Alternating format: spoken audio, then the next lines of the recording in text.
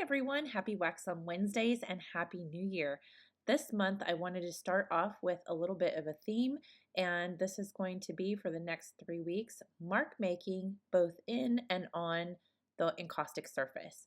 So I'm starting off with some previously painted boards from previous workshop demos, and they've been setting up for quite some time, and also some clay stylus tools, some R&F oil sticks, and some Winsor Newton oil paint. The oil paint I've put on a napkin here and let it set out overnight to soak up that linseed oil. So today's mark making is all going to be with the clay styluses, both on a cold wax surface and on a heated warmed wax surface. So these have been, like I said, curing for several months. And so I have a candle here, and the reason I'm using a candle with the clay stylus is because if I had a torch constantly running, the torch would run out of fuel. So it's much easier just to have a lit candle here and apply the clay stylus tool. This is to a completely cold board. So this board has not been heated or warmed in any way, and it's been setting up for, like I said, several months. So it's the wax is very hard and very cured. And so this way, by sticking the clay stylus into the candle, I can get some nice clean lines while the stylus tool is heated. And I don't want to heat it too long because this is a metal stylus, so of course the heat will travel up the shaft. And if you have a wood clay stylus, then this won't happen, and you can heat it as long as you like. And I should clarify, a clay stylus that has a wooden handle that's not going to get hot like this metal shaft here. So you can get very detailed, very intricate with these lines. You can use different shapes of the clay stylus tools, or use them in different angles for different thicknesses of your lines. There are also tools specifically made for heating tools and working on the encaustic surface, and I'm going to go over those also in the next few weeks. And those are electric, and so they stay constantly heated. They have multiple decorative tips that you can use, and those are fun to make marks in the wax as well, and we'll be using those in the next couple weeks here on Wax on Wednesdays.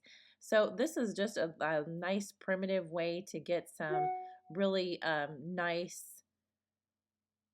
detailed lines in the wax. And like I said, you can draw this out very intricately before you begin. You can just do it very whimsically, but it's a really fun way to get some nice clean line into the encaustic surface.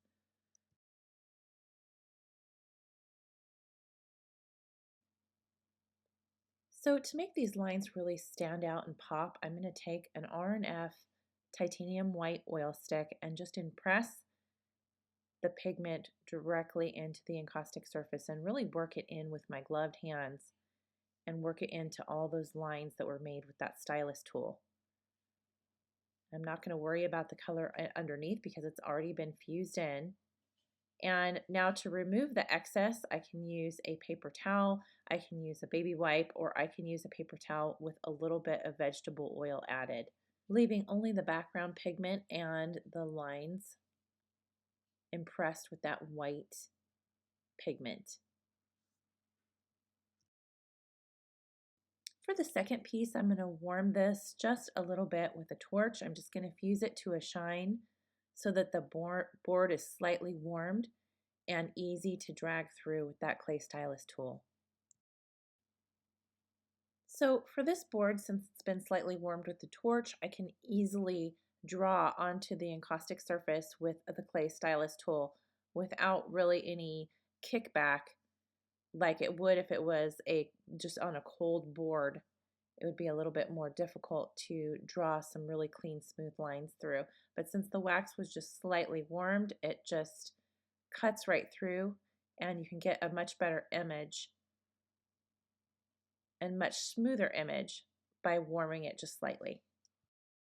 And for this board, I'm going to take some of the indigo, the Winsor Newton paint that's been sitting out on that paper towel overnight, and push that right into the lines that I've made on the surface.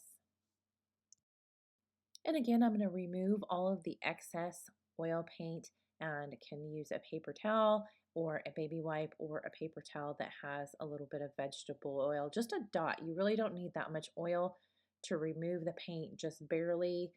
A little dot of vegetable oil will really go a long way on the encaustic surface for removing any of that excess pigment.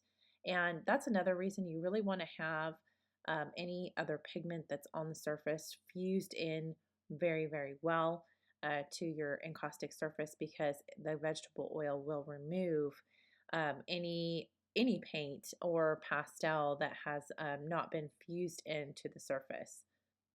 And all of the pigment that's been added into the incised lines also has to be fused with either a torch or a heat gun, just by bringing it just slightly to a glisten and not harming any of those lines that were just made with the clay stylus tool, but just going over it very lightly and fusing that pigment, that oil paint, all into this encaustic surface. And taking another board and warming it slightly again for the clay stylus tool.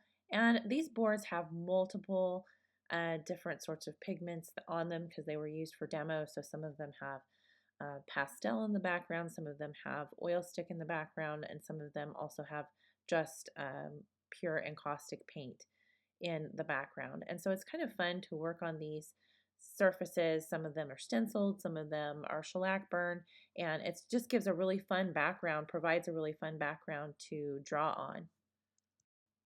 And this technique lends itself to so many different styles of working on the encaustic surface. You can add this just as some line for enhancement into your painting. You can use it completely as a freeform drawing all over the encaustic surface. You can also draw very geometric shapes and get very detailed and very draw a map even onto the encaustic surface. So there's so many things and so many different styles that can be used with this particular technique of incising lines into the encaustic surface. And today I am very into my teaspoon figures. As you can see, I'm drawing my teaspoon figures on all the background here. So this is just one way of providing line onto the encaustic surface and adding yet a different dimension and texture to your painting. This ended up being a really fun background to draw on, the shellac burn, and this board again was heated up just slightly with the torch before I drew into it, and you can see how smoothly I can now draw into it with just a slightly warmed board. And another thing you can do is draw some text. It's much easier to write directly in the encaustic surface with these stylus tools if the board has been slightly warmed. You can easily draw into it and write an entire poem out onto your encaustic surface if you want to. And just a dab of vegetable oil to remove any of that excess oil paint.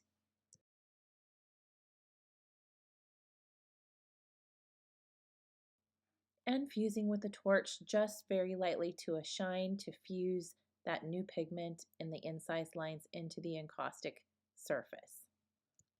So I hope you have a lot of fun with this technique, and the next 3 weeks we will be working with more creating of line on the encaustic surface. So I hope you have a lot of fun, and happy Wax on Wednesdays. See you next week.